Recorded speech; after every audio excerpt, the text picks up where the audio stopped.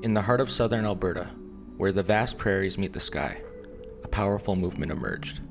Meet Super Crew, a tight-knit rap collective whose journey transcends mere music. Born out of friendship and a shared passion for hip-hop, this group became a catalyst for the birth of underground beats in the region. From the intimate confines of local venues to the global stage, Super Crew's evolution is a testament to their artistry and resilience.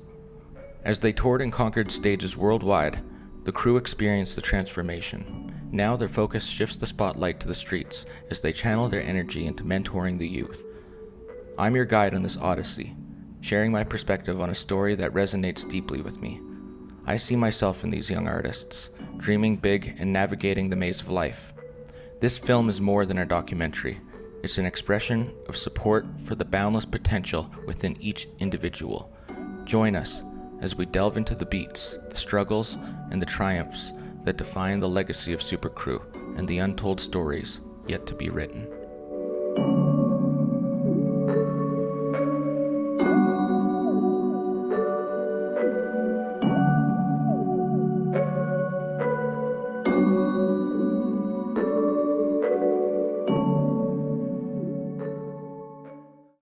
I'm Jerry Morrison. I go by Jerry Jack. I'm a member of the True Apostles and Super Crew. My name is Javier Escuela.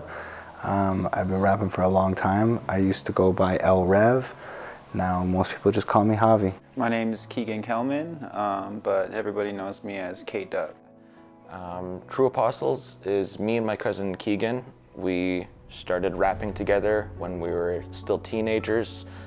That led me and Javi to forming the Psychonauts, and with that, the Psychonauts helped form Super Crew, which is the art collective that we all represent today. Keegan is our producer. He makes all of our beats, and he always has. He's very talented at it. That kind of led me into the path of working on the visuals, like music videos and animated music videos, and animating music videos for people, which led me to working with Javi on one of his songs, Midnight Gospel, where I did the animations for it, and I was a production assistant somewhat on set. You were a production assistant as well? Yeah, that was the first time I met you guys, I think. Well, like, maybe not met you guys, but worked with you guys. Right, and that led to us working together on film. I worked with you on one of your productions, and we've been working together ever since then. So yeah, I feel like it started off as just music, and now it's evolved into all these different things. Hi, my name is Brett Wayhill. I am a learning support coordinator at Begunny Nation Secondary School, and I'm also known as Chronic Phonics, member of ONTK and Super Crew. I started making music, high school time. It's a good way to kind of share your story or express yourself in a way that's still, not too soft, and you can control the mood with your beat choice. You can hide hard facts or hard truths within, flowery language or symbolic metaphor. And when I first started, battling was like the whole thing. It was, whoever could have the meaner, harsher lyrics, would rise on top, and I jumped into that scene as well. But something about it always felt off. To me, I really wanted to have like a community building aspect to hip hop, and so the biggest thing is, kind of getting everybody out of their little bubbles. Everybody's in their rooms writing their songs, trying to be the next number one, and really building a scene that's collaborative and working together. So here in Lethbridge, there was kind of a hole for shows, but it's still bigger than my hometown. Got to come here, perform lots, and when we first started, it was all competitions. It would be, this crew versus this crew, this rapper versus this rapper, with judges, and the crowd decides who's the best, and that's fun and everything, but you can only do that so many times before you're just competing against the same people, and you start to realize that we could do so much more if we teamed up and started bringing bigger acts in and started booking hyper shows and kind of cutting out the middleman promoters who are coming just to make a buck. building off of, the scene in Lethbridge and then trying to branch out. We also want to like make hip hop sustainable and spread the love of it to local youth. So at the school, there's a really large program revitalization for both culture, language, and land-based learning. And a big aspect of that is kind of getting kids engaged in digital literacy, media, performance, and learning to, tell their own stories of resilience and growing up in Brockett. So we wanted to bring in some people who are already expert storytellers who already not only are from the community originally, so Jerry and Keegan, have ties to be Gunny, but they could come in and show kids how to tell their story, how to get themselves up on the main stage, how to express themselves artistically. So we want to bring in, basically Super Crew. I'm binding my personal life and my professional life at the school, and Super Crew is going to come out and explain to the kids, kind of the process of taking yourself from the shack to the classroom to the studio to the world stage, essentially, to take their backyard freestyling and dreams of making edits and everything and bring it to a reality.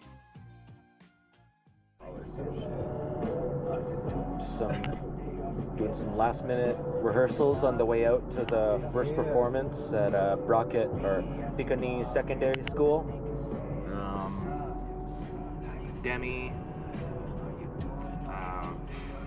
Danica, and Javi and Brett are all meeting us out there, and yeah, it's gonna be a lot of fun.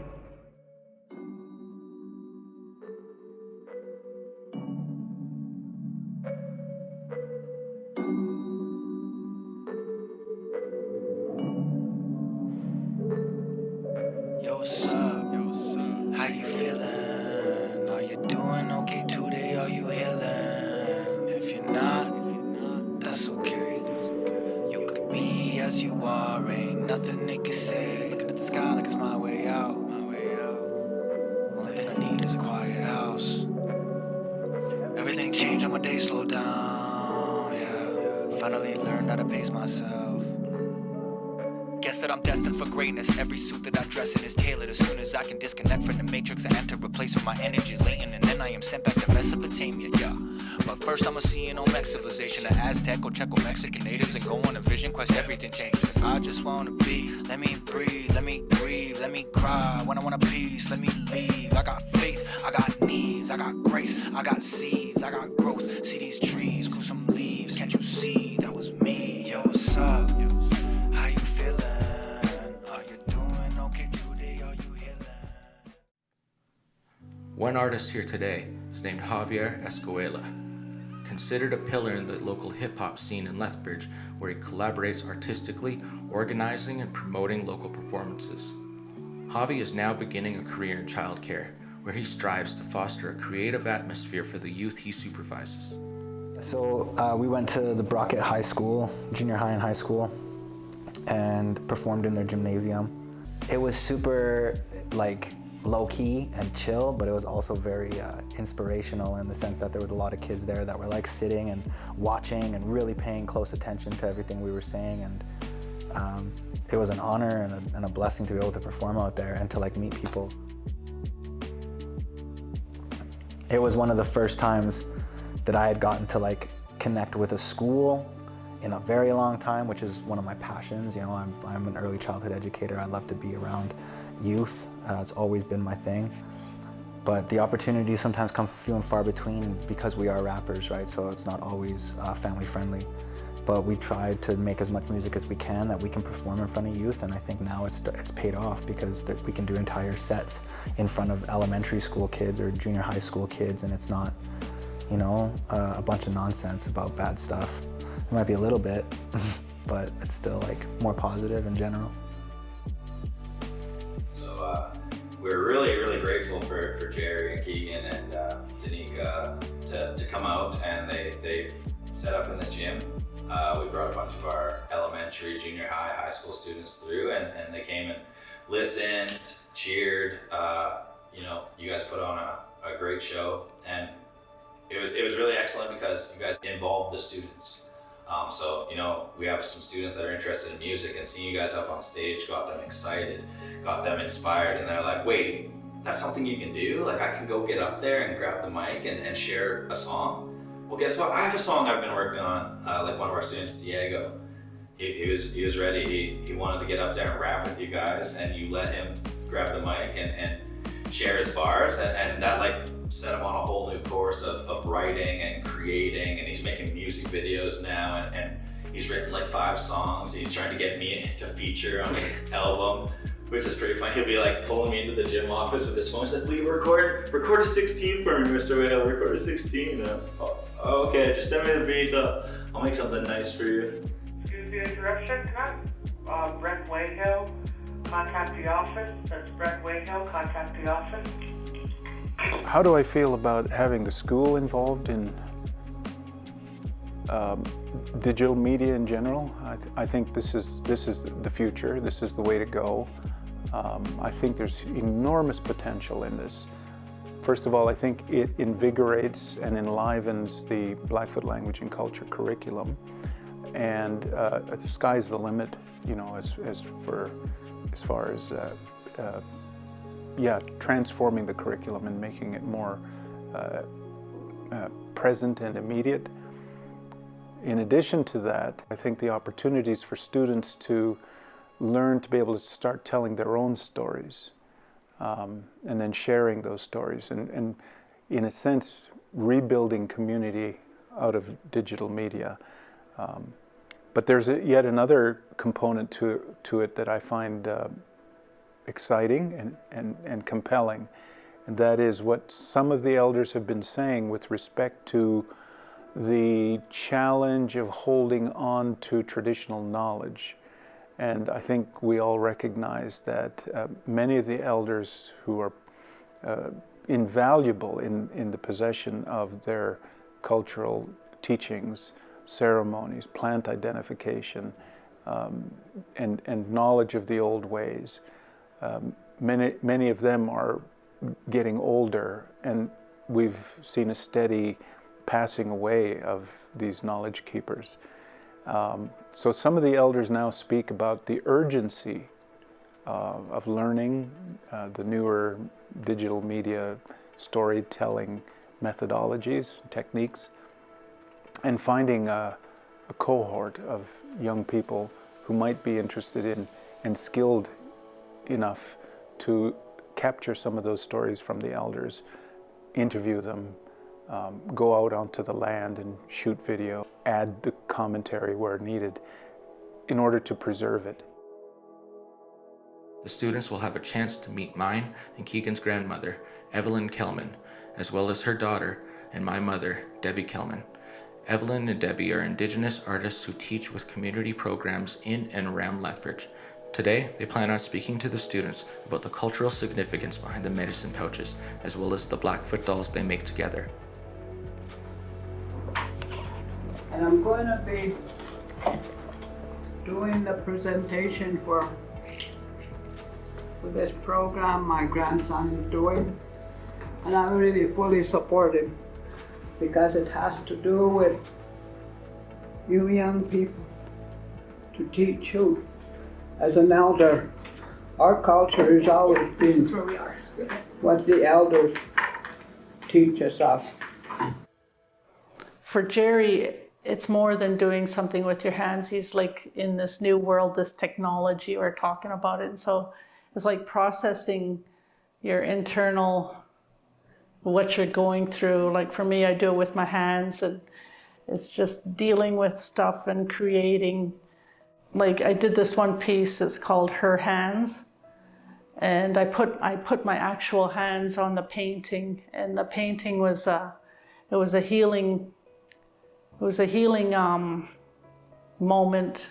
And I spoke about past traumas that had happened, and I dealt with my feelings about the past traumas that had happened within the context of this painting that I did. And so I just feel like it's, and then also like with Mom and her dolls.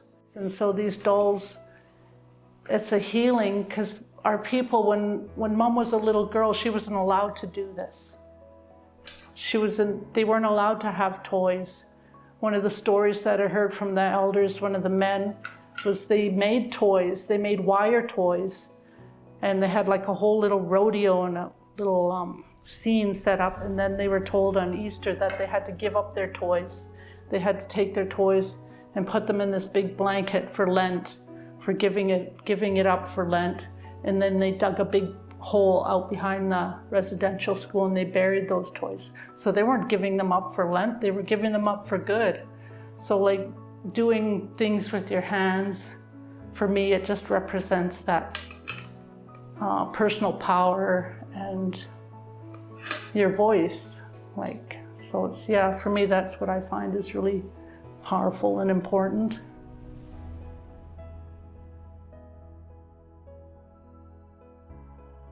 One mentor meeting with the students is Sedona Vigneault, who is a student herself at the university where she studies in marketing and new media. Today, she's meeting with the students to talk to them about finding work as a creative professional, as she is also a lead creative on her second StoryHive funded program.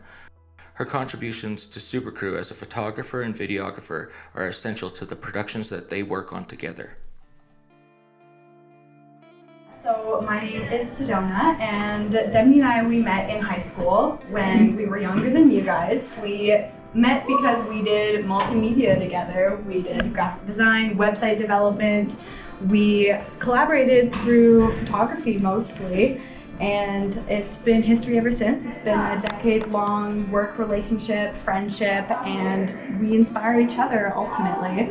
So the connections that you meet throughout this creative journey, they're going to stick with you for a long time, and they're going to be very, very meaningful.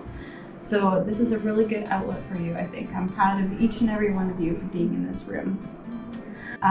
Last summer I had a TV show that was run on TELUS Optik TV, and I had the opportunity to interview a bunch of different people and produce a bunch of different content, which was a lot of fun.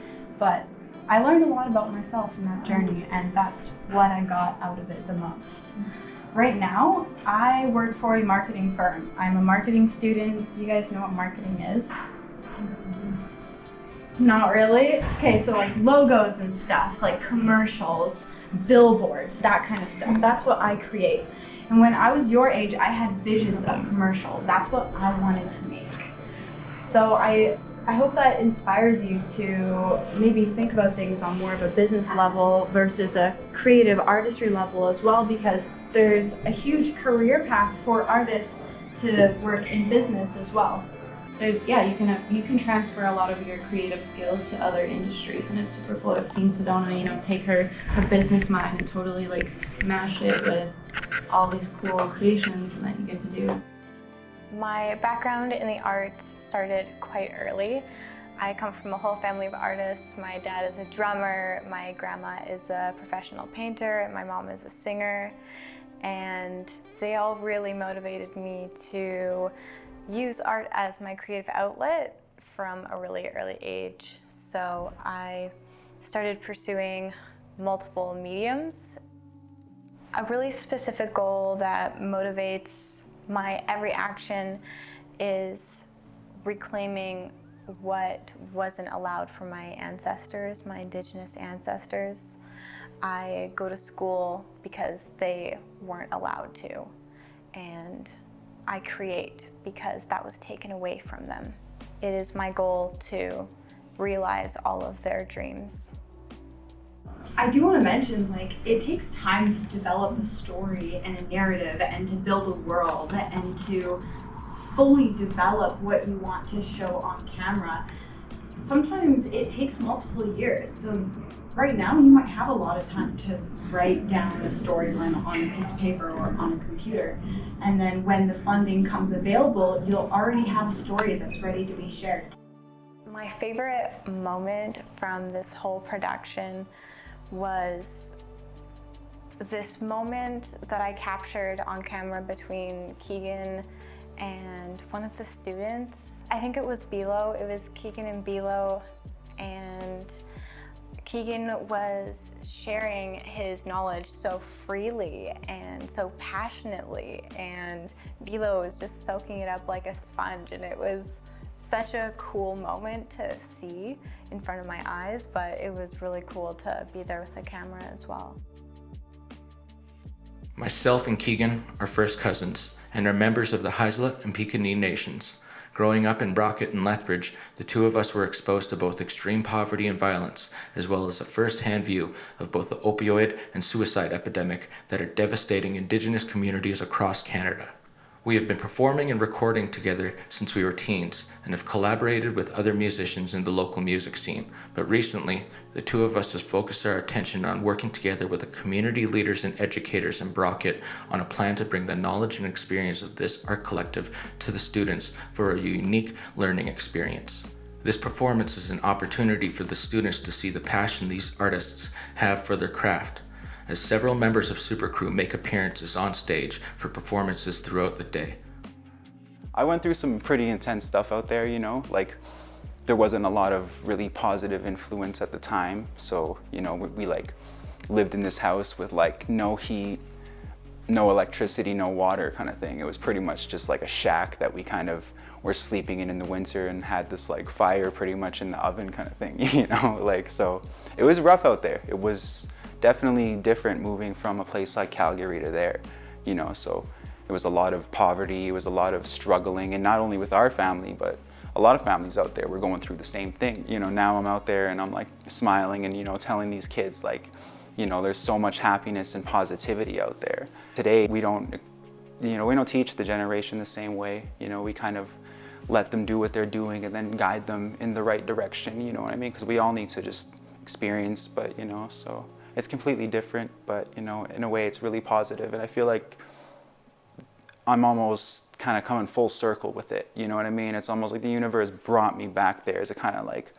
do something more positive. I think that was a big purpose of the workshops too, is just when we're working with these students, we're not trying to tell them, hey, go do this, go do that. I'm trying to learn from them about what they are passionate about, what they want to do, and trying to just be there to support them and to show love and appreciation for the projects that I get to work with them on.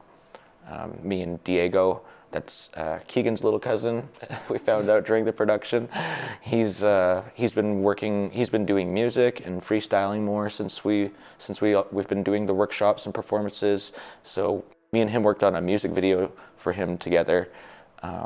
Another student who graduated at the end of the last year, Bilo, I did a music video with him as well, and Justin, he's got a skate park that he's been building outside.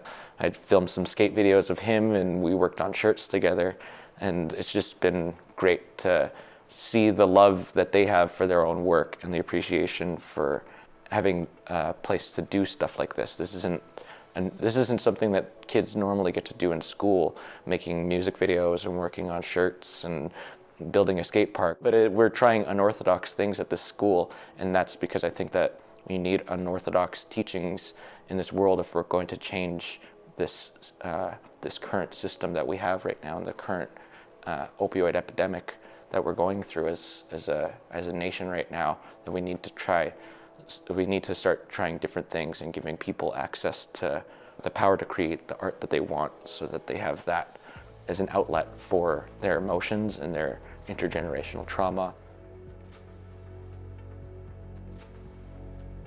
Yeah, so beyond just performing, Keegan, Jerry, Javi, Danica, they came into the classroom and actually started working with the students, talking about t-shirt design and how to use AI and different programs on the computer to create artistic renditions that maybe they're working on, or ways to represent their life, or to share a message that they want to share. Some of our kids have just taken that knowledge that you gave them and ran with it. So Justin saw that you were making t-shirts and that creating logos, and he was like, oh, I want to create a logo. So he created a whole logo for his skateboard club. We're getting a whole shirt company started at the school. Oh, check out the red one. Oh, the orange looks cool too. Look at this red. I didn't expect it to look like that. It looks super cool.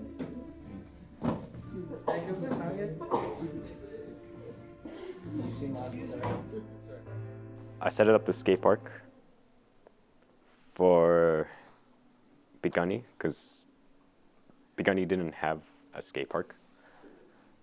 I just thought Bigani needed a skate park, and so I made these shirts just to kind of like represent this this organization that I'm trying to start. This is like one of the stepping stones for it, and I appreciate you guys coming and like helping out with the shirts too, because without you guys, I wouldn't be even wearing this shirt.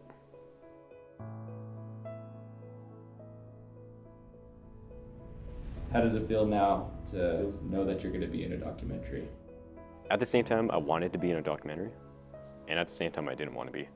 But that part that wanted to be in a documentary, it's like, oh crap, I'm in a documentary. I like personally, I feel like a personal need to give a platform to these kids because I didn't have the same thing when I was young. We really had to kind of fight for our spot in the music scene and the hip hop scene, and it was a lot more hostile than what it is now, and it's evolved into something just nurturing, and we're all trying to support each other and help each other grow. And I feel like we've come a long way since we were younger, and our hip hop scene has come a long way. So it's really good to just give these kids the chance to show their work to the world. And I want to just keep doing this forever now. If you just get caught up on all So the we're other here work, but still to me it's a good time. at the county school, Good time. doing some workshops. Super excited to be here. I'm always excited to come out here. Thanks, Brett. Yo, Appreciate what up? all your help and everything you've done. I'm excited. Got a few different things to talk about. Just try and connect with some people.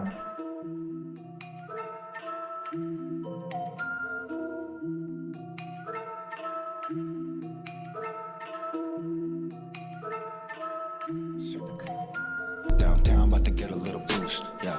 Watch it unfold from the roof, yeah. Bob Ross when I step into the booth, yeah. Change your landscape like poof. Downtown, about to get a little boost, yeah. Watch it unfold from the roof, yeah. Bob Ross when I step into the booth, yeah. Change your landscape like poof. I said downtown, about to get a little boost, yeah. Watch it unfold from the roof, yeah. Bob Ross when I step into the booth, yeah. Change your landscape like poof. You know, I think one of the most effective things that I've learned in my days as in childcare is like being able to sit there and say I'm here when a child is going through a very difficult time. When somebody's going through a difficult time, being able to say I'm here, like that's it. You know, I'm here for you. I'm here if you need. Instead of we're constantly critiquing and constantly trying to rationalize and even trying to, like, you know, make it seem better, like, oh no, it's okay, and like it's gonna get better, like it might not get better, you know what I mean? So it's like being real with people and allowing them to feel and allowing them to be, I think is the best way that we can like pass on that kind of grace and that kind of unity for the next generation.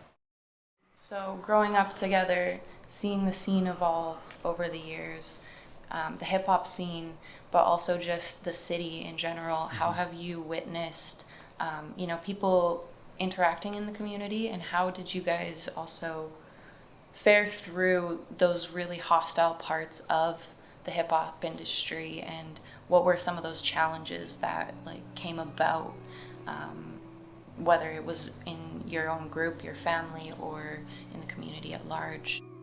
We broke into the rap battle scene, really kind of gave us a footing into the hip hop community. And a lot of the rap battles actually happened here in this building. This is the old fire hall that we're sitting in, and that's where we had some of our first epic rap battles with each other. I know me and Javi had met one-on-one at a house party, and we were ciphering with a bunch of other people, and by the end of the night, it was just me and him rapping back and forth to each other, and everybody else was just there to listen to us. So we kind of took over the whole stage of that freestyle cypher, and that's just been our dynamic ever since. We work really well with each other, and we all work really well together. Yeah, I mean, it's really cool how it's come full circle. It's back to this building, because yeah, some of the very first battles, Battlegrounds, that was the circuit, and we used to have these freestyle battles where it was just like random names out of a hat, and you battle whoever, right? And in the midst of all that, there was this whole other scene being born from battle rap, and like we kind of broke off from it and started performing and started making music our kind of priority, right? Like freestyle and battling would always be fun, but I think performing is where like we felt the most at home. And I think that was a big part of Psychonauts becoming a crew, is that like we wanted to do shows. We had already been seasoned in performing and stuff, and like we wanted to show that we could do on stage what we do in the studio. During those rap battles, me and Keegan, our cousin Amanda, was an avid supporter of every rap battle that we ever took part in. And when we transitioned to doing performances, she was really highly supportive of everything that we did. She was extremely proud of the both of us. And her and the rest of our family welcomed Javi into our family early on. And his family is an adopted part of our family now. And so we've always considered him one of us. And so is all of our family members or elders. My grandma Evelyn looks at his daughter Maya as her granddaughter. Just rest in peace, DJ Buddha, man. Like DJ Buddha was the seed that planted all of this. That everything that we have now comes from him. You know what I mean? And I think that like there's obviously other people that deserve credit for building this scene, but it's just like it wouldn't be here if it wasn't for Buddha. And when DJ Buddha passed away, so DJ Buddha was a pillar of our hip-hop community and set up all the performances for every big headliner that ever came to Lethbridge. DJ Buddha had a hand in bringing them into town, and he also provided an opportunity for artists like us who were up and coming to be on stage next to these big names. And he believed in us, he believed in Javi so immensely, and his mentorship meant so much to all of us.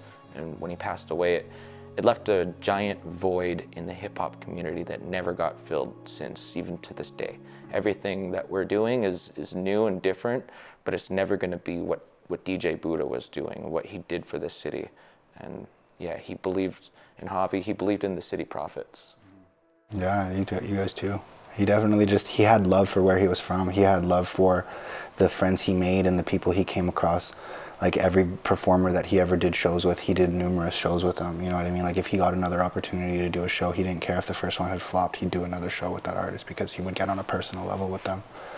So, yeah. There's plenty of other people too. I mean, like, especially when we think about people who have passed away, right? Like Jerry's dad, Barry, always supported everything we did. Amanda always supported everything we did, you know what I mean? So, yeah, shout outs to them. My dad actually, he provided us with a safe space, and we were allowed to just go hang out in the shed at any time, and we had like a TV out there and a stereo and stuff, and it was always a safe place for anybody, including Javi or any of the other young people in our community. They all felt safe at our house. So when my dad passed away, it left a need for us to seek community and to create that community and to take on that role ourselves to create a safe space for the people that the youth that look up to us and aspire to follow a similar path as us. My cousin Amanda, when she passed away, it was a huge loss to our family. And when I say family, I mean Javi too, because she loved Javi so much and supported all of us musically and artistically. She was one of our biggest supporters that was always at our shows and vocally cheering for us. So when she passed away, it left us at a turning point in my life where I knew I could use addiction to soothe my grief, and I knew that if I kept going down that path, that I wasn't going to survive, that I was going to die from alcohol if I tried to use it in that way. So, and I knew that if I died because of addiction after Amanda died because of addiction, that I would be doing her memory disservice, and I didn't want that to be her legacy on my life. So I knew I had to work to go in the opposite direction, and to do what she did for us before she fell victim to addiction. And what she did for us was create a safe space for all of us to go and just be ourselves and be safe young people who could. She'd give us food, she'd give us a place to sleep, and she gave us lessons in just how to live life. She taught me how to clean. I clean every time I'm cleaning, I'm thinking about her, because she made cleaning fun, and she was good at it. We know that it's important to provide a stage for up-and-coming young artists to be seen, and a platform for their art to be seen, and for them to be recognized by themselves and the community and their mentors. And to do that, we felt like we had to do a performance on our own first, to kind of show them, hey, this is what it's like to perform. And then we wanted to have a second performance where we focused just on the students and other up-and-coming youth. There was Desert Orchid, Lucy Waugh, and Remco.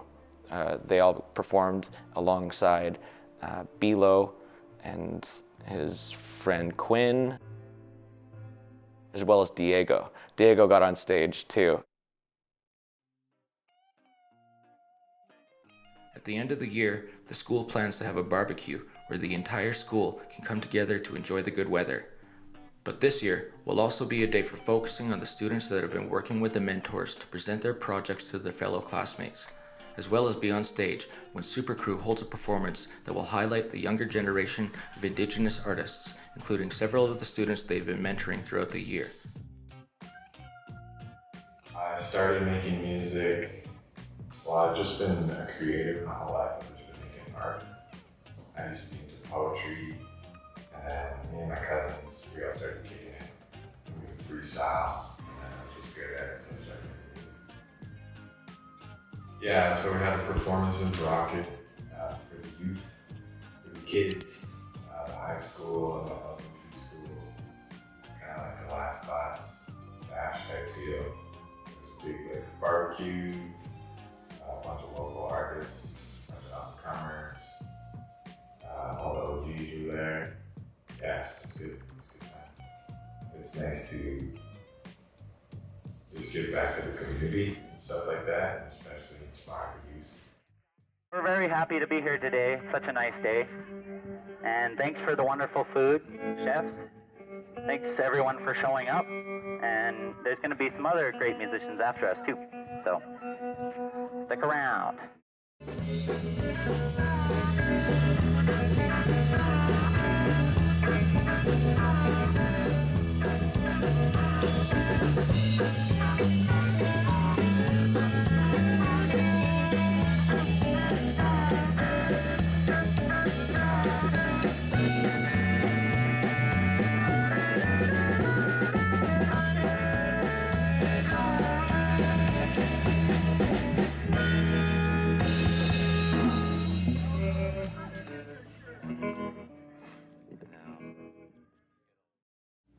I'm Cassius Hungry Wolf. I'm Joe Blackwater. I'm Dustin Hungry Wolf. We're Blackfoot natives from the Blood Reserve. We're related, so there's me and my brother Dusty, and then our cousin Joel. We started off about like a year and a half ago, and we were just trying to come up, like we had so many lists of names and had some pretty goofy ones like kind of at the start, and so Desert Orchid was kind of the calmest one we could come up with. Yeah, there's two worlds. There's live world and then there's recording world, and it kind of depends because we try to do both. Like we built our own little home studio, and then we do the gigging. Just trying to get out an album. Yeah. Yeah, I think that's one of the big goals right now. And like if you keep it simple like that, like an album is like you take it and it really just describes like how you are and stuff better than anything else can, I guess. So that would be the first goal. I've had like what was it? Like the sea kind of stuff where it's like sad. Yeah. And we also had like our blues stuff, which is like funny. Mm-hmm. We spent the production working on projects with all these different students, and to have a day where it got to pay off and we got to give them that stage and a starting platform for them to begin their career as artists, hopefully. That's what all of this was about, was giving them that moment, giving them that stage, and giving them that time in this production to be seen by the rest of the world, because this is an important place with important people that matter. Has your life transformed at all since the beginning of this production? Has there been any changes in your life, or are you guys kind of doing the same thing? Like from the day when we first met you? When we first started the supplementary program, and yeah. We were at Jerry's house. Like, yep, and we had pizza. And we're showing you our beats. I think we've improved a lot since then. I think so. A lot of maturity. Like this year was like the year of maturity for us, because we went through some we kind of started figuring out renting PAs was something we did this year that we never did before, and it increased the value of our band. And like from when we first met you, I don't even know if we call ourselves Desert Orchid back then. And so I think like that's also the change too, trying to like look more professional. Like I've been trying to make like pictures and art and graphics for like the band, trying to get like the logos and stuff, so that like when you look at us, it looks like it kind of gets burned into your brain. Giving a stage to the youth of this community and a platform for the students to be heard is what motivates this art collective known as Super Crew. But what lies underneath that motivation is a need to live up to the positive role models that have led to the development of each one of these artists. The void these role models left behind when passing away created a need for community that Super Crew has strived to recreate. And this is what's within our power as artists. And when we toured Europe, we had a great time, and a part of me wanted to stay there. A part of me wanted to just live in Europe. But then I knew inside of my heart that I had to come home and work in my community, that I needed to come home, I needed to work on music and music videos for a portfolio for the world to be seen, and I needed to work on my community to make my city a better, safer place to live in for the kids that were like us when we first all met. And my dad was letting us cipher in his shed, and we were recording freestyle ciphers, these two guys, in my dad's shed all those years ago. We wanted to give something like that, maybe not a shed, but we can give them a stage, and we can perform with them, alongside them, and let them know that we are all on the same level as artists. You are with us, and we are with you in this journey, and we're here to help you and your art be seen. The cycle continues, as they have now created a safe space for the youth that follow in their footsteps, as well as a stage to be recognized and truly seen.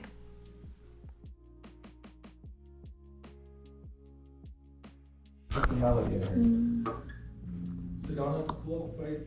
mean, yeah, it's a bass. Does somebody want to play bass? Yeah, Joel. Joel, you got a bass. Fucked up, though. What can we play? I almost brought my amp today. I kind of have this fantasy, like it's like us Blackfoot natives to be more technologically like savvy. Like in my house, I see like lots of improvements all the time. Where like I could have a computer, I could learn more about it, and then I could use all my business just from home. I would kind of think it'd be cool if like a lot of young people had that advantage to computers. Technology is moving pretty fast, and some good, some bad. I think eventually, with different people who really know what they're doing, our culture and technology probably work together because of what you're doing. I've never been centered. I've run off ahead of every mentor we used to depend on. Venomous friends and deadly adventures, my record is checkered. Or maybe it's spots like the head of a leopard. We look at the cheat, spot and deceivers. Talk about people they bodied, accepted as credible questions. Like, did your enemies end up settling this? It led to this mess of whatever is next. Oh well, let's just settle on guessing. In every dimension, there's love and depression. It's better to let it all grab your attention, whichever direction you happen to head. And remember your breath as you go. Yo, what's up?